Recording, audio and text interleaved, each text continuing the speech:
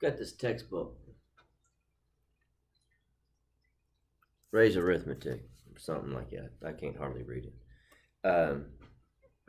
Printed, published, written in Cincinnati, August of 1877. Yeah, it's old. It's falling apart. It was part of my family. It's not worth very much money. That's why I'm not being awfully too careful with it. So it's not about money anyway. Um, sorry, I'm getting old here. All right, so subtraction. I've tried to explain how borrowing, regrouping, and all that other stuff that you say. So I got out my trusty go-to book, written in 1877. And it goes into depth of how subtracting and all that other stuff and taking away and borrowing and minus is actually Latin for less. So that's where it came from. So this book is actually pretty cool that it actually explains everything. So I'm reverting back to my math manual here, a little history about math to hopefully help people understand the processes of subtraction. And the example that they give us in this book is 73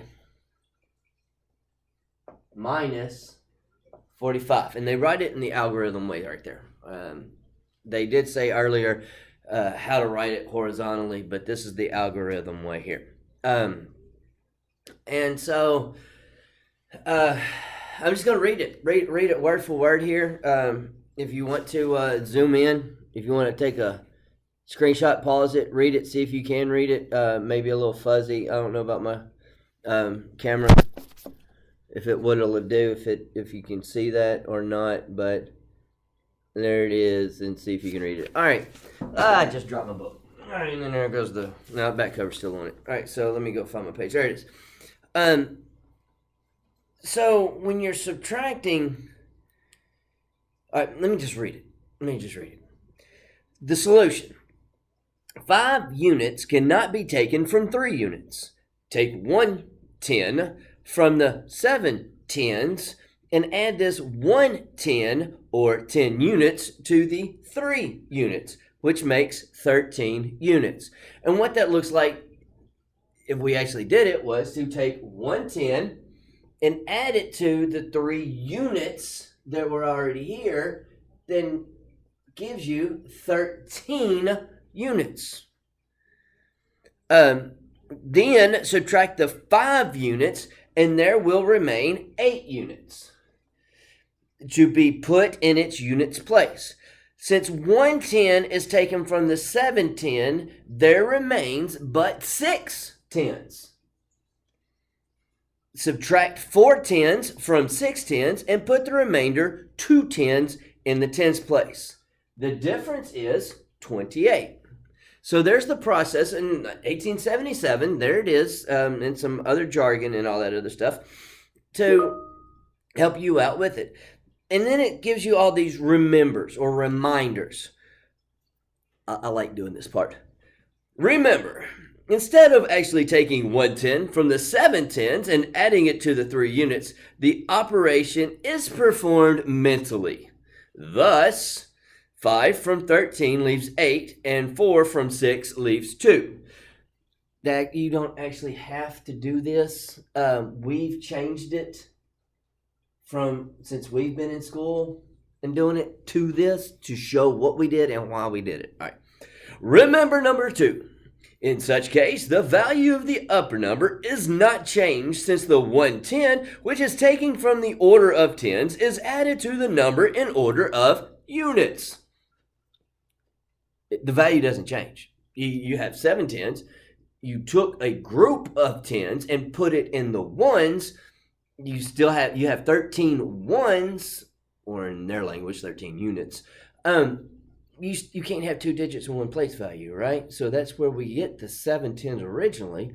But because we took a group of 10 out and put it in the ones, we've mentally, or in this case, we wrote it up here 13 tens, 2 digits, and 1 place value. But the value of 73 is still 73.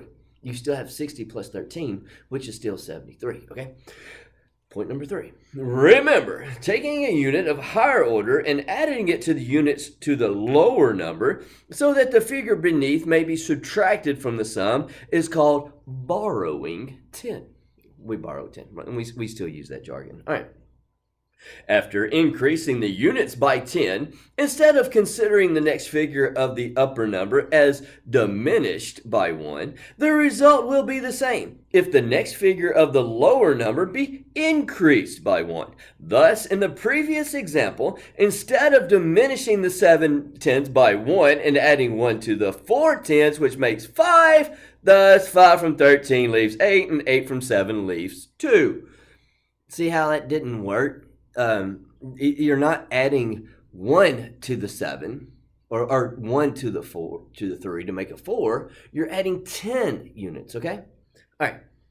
Remember, point number 5. This process depends on the fact that having borrowed 1 from the 7 tens, we have to subtract it from both 1 tens and 4 tens of their sum 5 tens. What? Yeah, exactly. So we have to subtract it from both 1 10 and 4 tens. So when we do this, what it's saying is we actually have to subtract 1 because we have the tens in this group. We can't just leave a 7. We have to change it to a 6, and 6 minus 4 is that 2 tens. Okay. I like doing it. This is fun. I've got another example here. I'll do another video since this has already gone into the 6-minute mark. Yeah, I've got time. Let's do another one. Let's do a 3-digit number. All right, 805. Let me put it over here on this side. 805. Ooh. 805 minus 637. Let me rewrite this. 805 minus 637. All right. Solution 1 method. All right. So again, I'm just going to follow through right here with this. Method 1. Writing the less number under the greater number with units of the same order in the same column is required to subtract the 7 units from the 5 units. So what this is saying is write the lower number in fourth grade. Now you've got, if this is a word problem or something, it'd be totally different. If you're dealing with negative numbers and all that in higher order math, totally different. But in 4th grade, they're not dealing with negative numbers. So your lower number, your lower value is going to be on the bottom. I'm going to tell you that right now. In 4th grade, your lower number is going to be on the bottom. Now, 805 is greater than 637, although the digit in the units place, in the ones place here, is larger in 637. That doesn't matter. The hundreds place, the largest place value, is what determines if that number is greater or lower or less, right? So, because it's written this way, this is what this book is going to explain here. The 5 cannot be increased by borrowing from the next figure because it is 0. You can't borrow from the tens place in this one because it is 0. Therefore, borrowing 100 from the hundreds place leaves us with 7 hundreds in the hundreds place. This 100 makes 10 tens. Then borrowing 110 from the tens and adding it to the 5 units, 9 tens will be in the tens place and 15 units in the units place. There it is in black and white. Well, this is actually brown. So black and brown. I don't know if you can see it. If it's too close, you might have to take a screenshot and zoom in or something. I don't know. There it is. But what this is saying is because this is 0, you can't do that, right? You can't borrow from the next place value. So what you're going to have to do is jump a place value to the 7 or to the hundreds place, turn the 800s into 700s, have 10 tens, and when you have 10 tens, you can then borrow and make 15 units or 15 ones. Now you can subtract 15 minus 7 or take 7 from 15. Next page. You can take a screenshot of that or something. read along with me, whatever. All right, subtracting 7 from the 15 units are left to be written in units place. Next, okay, 8 units are left, written in the units place.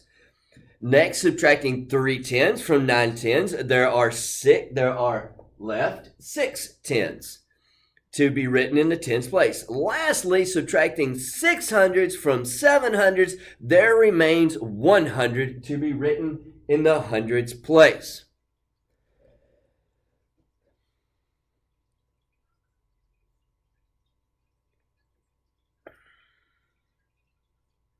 Yeah, I'm not going to read this next one right here. I'm going to read the reminders. Remember. This is so much fun. All right. Remember. The second method is generally used. It is more convenient and less liable to error, especially when the upper number contains ciphers. I'll have to do research to see what a cipher is. Interesting. All right. Begin at the right to subtract so that if any lower figure is greater than the upper, one may be borrowed from a higher order. You gotta start in the lowest place, on the right side, right? Start lowest place value. Start at the furthest right. You have to start on the right and subtract. If it's lower on the top than it is on the bottom, you're gonna have to borrow. That's exactly what it says here, is you are regrouping, you are borrowing. So you're gonna have to rewrite it, and if you start in the greatest place value and you get over here and you're like, oh, I gotta borrow, you can't do it. So you gotta start in the right and work your way left. Opposite of reading, right? Start on the right and move your way to the left. Remember number 3. If the difference of two numbers be added to the less number, the sum will be equal to the greater. Thus, if 5 subtracted from 8 leaves 3, then 3 added to 5 equals 8. What it's saying is, take your answer. Take the remainder, take the difference. Take the difference, 168. Add it to the subtrahend, which is what you subtracted from. That's another big word I got from this book, subtrahend. All right, anyway. So, 8 plus 7, 15. 6 plus 3 is 9, plus 1 is 10. 6 plus 1 is 7, plus 1 is 8. There is our minuend. I believe that's right, that I got from that book also. So, there you go.